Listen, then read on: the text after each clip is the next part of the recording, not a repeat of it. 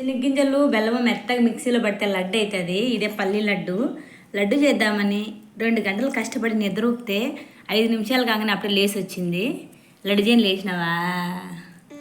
ఎందుకు లేచినావు? తిను తిను, ఎట్లుందో తిను.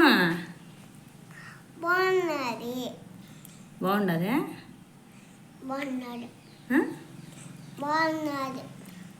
పల్లి పట్టి కాకుండా ఇలా నువ్వుల లడ్డు మాదిరి చేసుకుంటే చాలా టేస్ట్ కూడా ఉంటుంది. అప్పుడే నూనె కక్కుతాంది చేతులకు.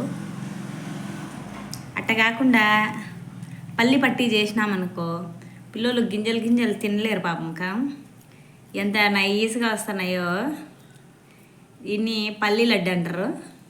టటాయ్ నూనె కక్కుతాంది, ఎంత బాగుంటాయో తినేదానికి.